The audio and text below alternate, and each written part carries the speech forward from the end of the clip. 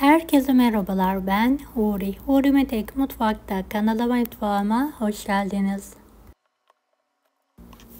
Evet, masum atıştırmalık tarifi hazırlıyorum. İçinde rafine şeker yok, un yok. Evet, tarifim için 4 adet yumurtayı kaba kırarak başlıyorum.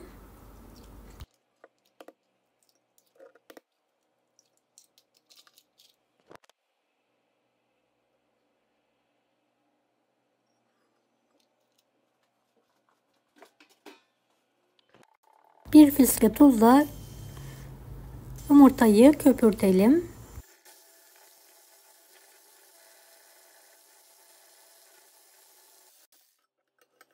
Yarım su bardağı tahin ekleyelim.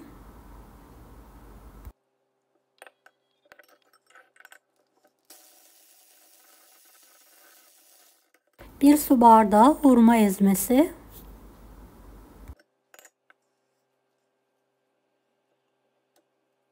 Bir su bardağı süt ekleyelim.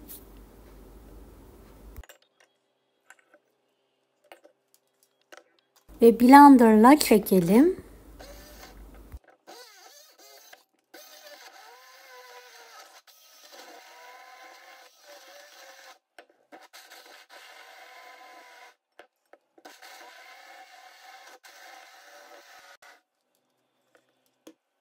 Bir buçuk su bardağı yulafı robotta çekerek un haline getirdim. Ekliyorum.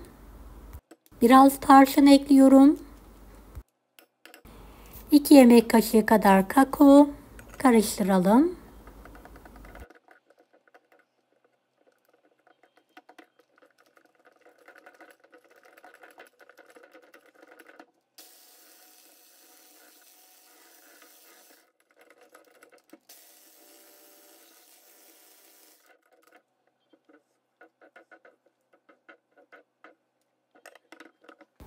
Şöyle 3-4 yemek kaşığı kadar Hindistan cevizi, 1 paket vanilya, çok az kabartma tozu.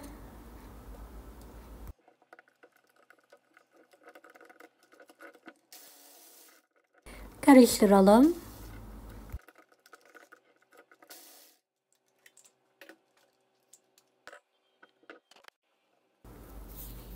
Evet, yarım su bardağı ceviz, yarım su bardağı da kuru üzüm ekliyorum.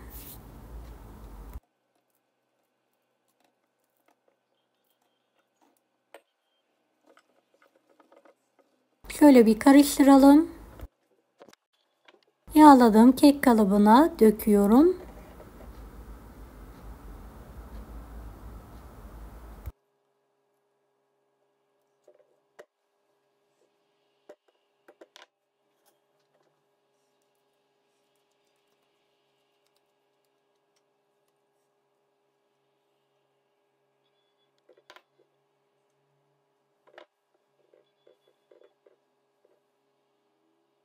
...160 dereceli fanlı fırında pişiriyorum. Evet, fırından çıkardıktan sonra biraz ılımaya bırakalım. Evet, şöyle parça parça kopartarak robotun içine alıyorum ve un haline getiriyorum.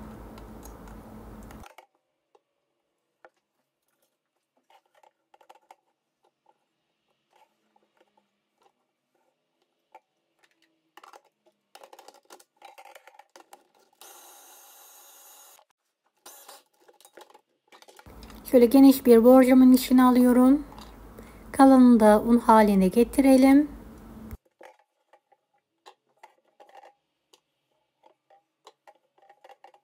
Beni hangi ülkeden veya şehirden izliyorsunuz merak ediyorum. Yoruma yazarsanız sevinirim.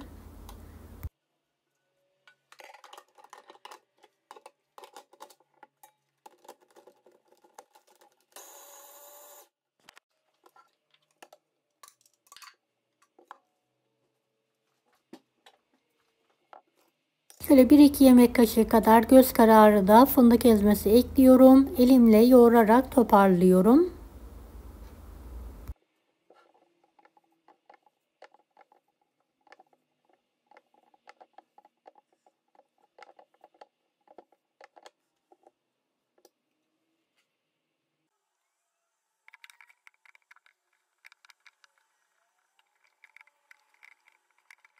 Evet, fırın kağıdı serdikten sonra borcamı şöyle elimle bastırıyorum.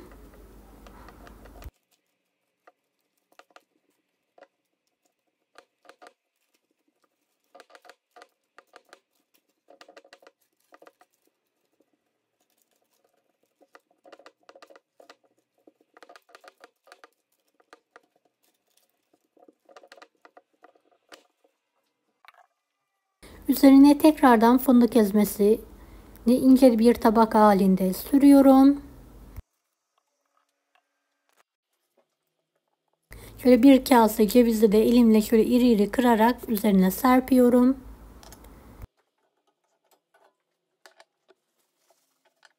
Şekersiz 50 gram çikolatayı da şöyle üzerine gezdirelim. İnce bir tabaka halinde sürelim ve buzdolabına kaldırarak çikolatası donana kadar bekleyelim.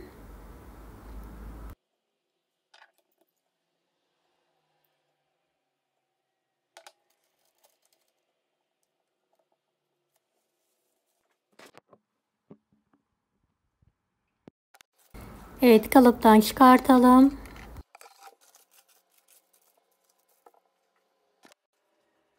Dilediğiniz şekilde dilimlere keserek ikrama hazırlayabilirsiniz.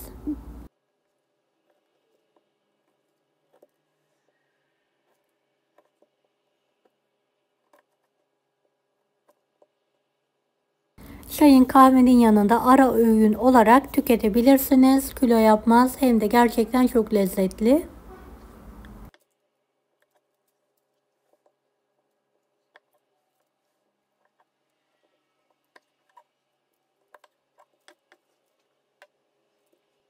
Deneyecek olan herkese şimdiden kolaylıklar dilerim. Kanalıma ücretsiz abone olmayı unutmayın. Allah'a emanet olun. Hoşça kalın.